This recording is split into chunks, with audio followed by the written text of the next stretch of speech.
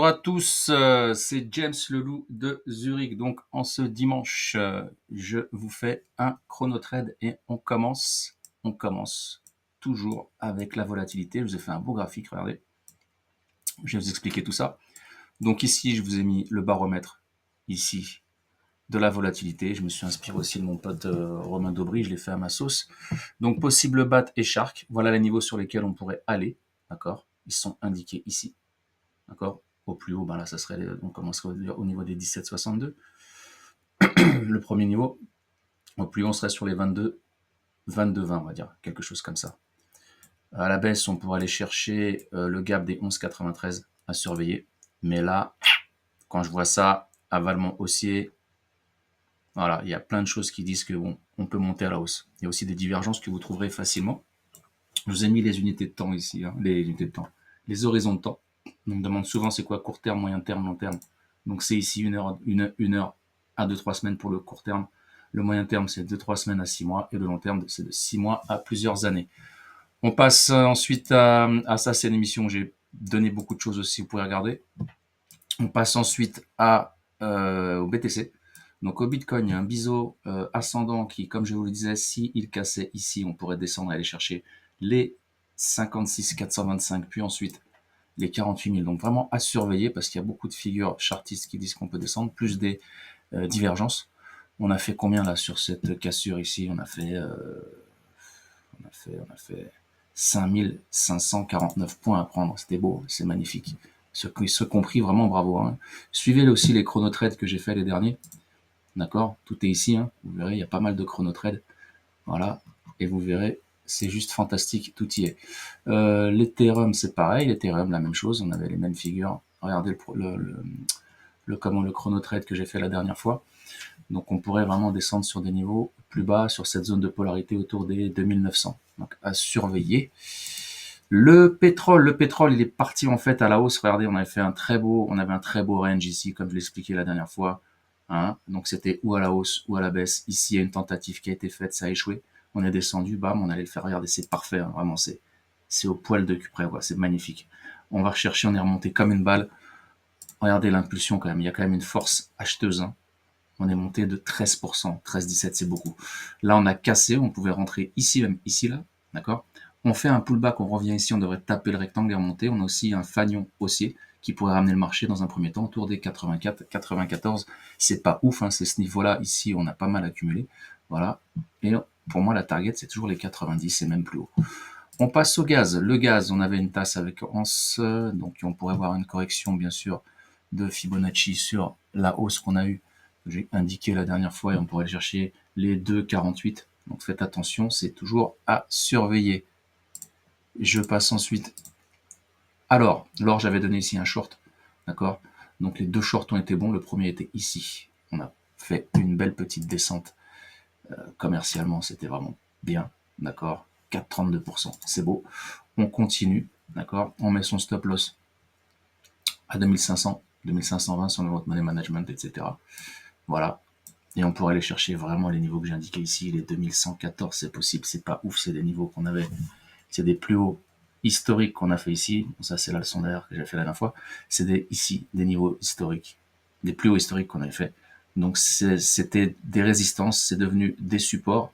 D'accord? On est venu ici, on l'a tapé, on est reparti comme une balle. On peut redescendre et aller chercher justement les 2150, on va dire. Je passe au CAC. Alors le CAC, très belle configuration, comme je vous expliquais la dernière fois, vous réduisez à mort vos bougies et regardez ce qui se passe. On a ce qu'on appelle des sommets en trois montagnes. Donc sommets en trois montagnes que je vous montre ici. D'accord? Regardez ce qui se passe après. Ça dégueule, ça descend. Là, on a un sommet en trois Bouddhas.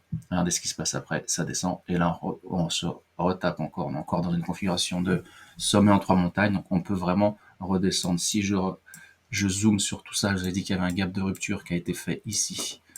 Pourquoi gap de rupture? Parce qu'on avait un triangle symétrique ici. Gap de rupture, c'est une figure de continuation. On peut descendre. J'ai pour target 7350, 7200, voire 7050, qui est une zone sur laquelle on a beaucoup travaillé. Je passe au DAX. Au DAX, on avait un drapeau ici qui va nous faire monter beaucoup plus haut, autour des 19 200 ou 300. D'accord? Regardez les anciens chronotrades.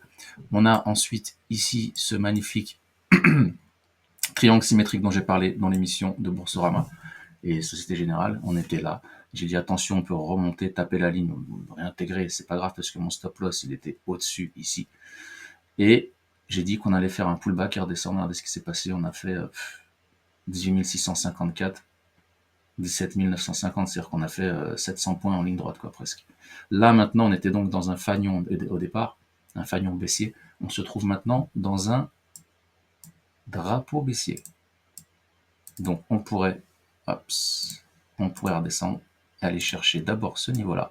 Et si on va chercher ce niveau-là, bah, je vous le parie en 1000, on ira chercher les 17 125 qui est un gap ici, d'accord? Et il y en a un autre juste derrière, autour des 16 946. Ça peut être saignant, attention. Hein. Il y a encore du gap en dessous. Hein. Il y a du gap ici à 16 250, etc. Hein. Je vous laisse regarder. Il y en a un autre ici à 15 745. Et là, regardez celui-ci à 14 923. Tout est possible. Faites attention. Si ça saigne, ça saigne. Ça va être bloody. On passe au Dow Jones. Donc, je vous rappelle que le TH était ici. Donc, techniquement, pour moi, on peut avoir ça possible. D'accord? La zone de short, on est toujours dedans. On peut redescendre, aller chercher ce niveau-là, d'accord, qui était en fait une résistance qui devient ensuite les 37 000, un support, rebondir, venir ici et redescendre chercher les 34 000. Voilà, 34 000, c'est une zone sur laquelle on pourrait descendre. Mais avant, on aurait un rebond sur l'ancien ATH. Tous les anciens ATH, les anciens all-time high de 2023, sont des targets, sont des supports. On ira les chercher à moyen terme ou à long terme. D'accord?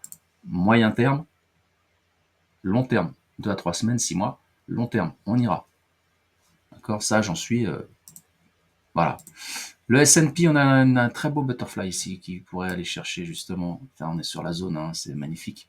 On a un double top décalé qui pourrait aller d'abord chercher la ligne de coup autour des 4956 à surveiller, mais d'abord on a les 5374, 5248, 5062, et là, ça serait fantastique, on descendrait beaucoup, beaucoup plus bas. Je passe au Nasdaq, pareil, on a un cipher, voilà. On est toujours sur ce biseau, on va le retracer ensemble. Ici, là, c'est de l'improvisation, je vais pas dire que je viens de me réveiller, mais je viens d'attaquer, voilà, bon, c'est un canal, on est plus sur un canal. Par contre, le biseau ici, il est flagrant. Je vais agrandir ici. Voilà. Et ce biseau-là, je vais vous mettre en blanc. En fait, ça va être plus sympathique pour vous. Ah, c'est ma chienne qui se met à aboyer. La petite Rimka, ici. Donc là, voilà ce qui pourrait se passer ensuite. Voilà, pour que vous compreniez plus facilement. Hop. Ici. Je reporte la flèche ici. Donc, ce qui fait qu'on pourra aller chercher au minimum ce niveau-là. D'accord? Ce que je vous indiquais, les 18 449. Et si on prolonge le trait ici, là, on irait chercher beaucoup plus bas. Et on irait chercher à la cassure ici, là, les 18 000. Voilà, à surveiller, même le bas ici hein, du canal. Donc il y a une convergence avec ce que je suis en train de vous dire. Je passe à Moët & Chandon, c'est pas beau, Moët & Chandon, LVMH, regardez-moi ça. J'ai tout donné, j'ai donné le Navarro 200, d'accord, qui indiquait une forte baisse. L'épaule tête-épaule, on l'a faite, on est allé, on est descendu, bam, on est allé chercher les TP que j'ai indiqués. Et là, regardez, on a ce petit éclair là, ça vous dit quoi? C'est un beau pullback. J'en ai parlé la dernière fois, bam bam, on peut descendre, aller combler le gap ici, le fameux gap du 25 janvier à surveiller. Je passe à Nvidia, d'accord? Nvidia, pour moi, ça, c'est un gap de rupture, d'accord? On a peut-être cassé ici, là. Allez, je vous le refais. On a peut-être cassé un peu ce canal ici, qui est plutôt pour moi même un biseau, ouais, un canal. Ouais. Bref, on a pété le canal là, on peut redescendre. C'est pour moi, c'est un gap de rupture. On peut descendre et aller chercher les 106, puis ensuite les 94, 99 à surveiller, puis tous les niveaux que je vous indiquais, 76, 45, 67, 13. Certains pensent que c'est une Island Reversed, renversée. Donc ça voudrait dire quoi? Ça voudrait dire que le marché remonterait. Là, on est sur des niveaux vraiment hystériques. Donc, je ne suis pas acheteur là-dessus. On passe à Apple. Apple, bah regardez, c'est fantastique. Hein, on est sur la zone de short. Voilà. Magnifique. J'avais indiqué ce niveau-là qu'on peut toujours faire. En attendant, là, ça a été rejeté. On peut redescendre et aller chercher l'ancienne zone ici, les 199.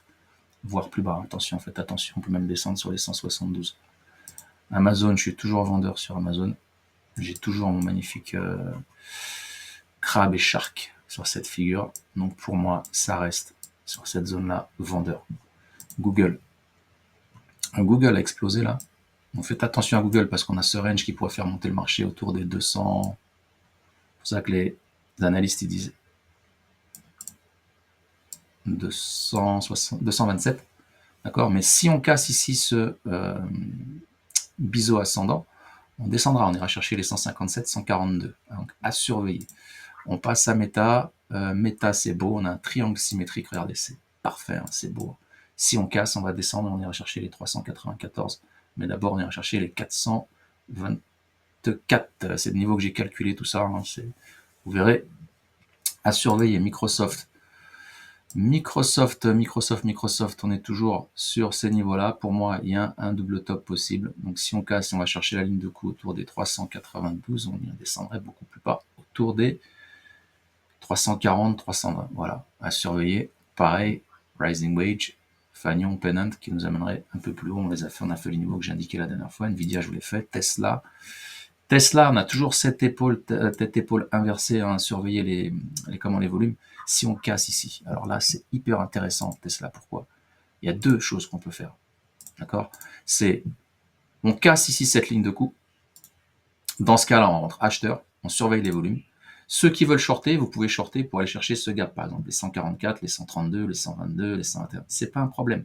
Vous pouvez shorter maintenant ou lundi, mais vous mettez ici un stop reverse. Ça veut dire quoi? Ça veut dire que si le marché monte et vous faites éclater, votre stop il est touché et vous rentrez tout de suite en fait acheteur. Donc vous restez dans le game, d'accord? Mais pour combler cette perte-là, il faut que vous fassiez au moins, cet écart, d'accord? À peu près, il faut que vous fassiez à peu près 202 pour arriver break-even. Mais un stop reverse ici, c'est pas con, c'est possible, c'est jouable autour des 193. Surveillez les volumes, d'accord? Voilà, écoutez, c'était Lou de Zurich. Je vous souhaite une excellente journée à tous. J'espère que ça n'a pas été trop long. J'essaie de faire du court du 10-15 minutes. Je vous souhaite à tous un excellent week-end. N'oubliez pas l'événement le 27, je serai à Paris pour vous expliquer justement les figures harmoniques, comment les détecter. Peut-être pas en un clin d'œil, mais comment les détecter avec de la pratique. Bon dimanche à tous, c'était le Loup de Zurich. Paka paka.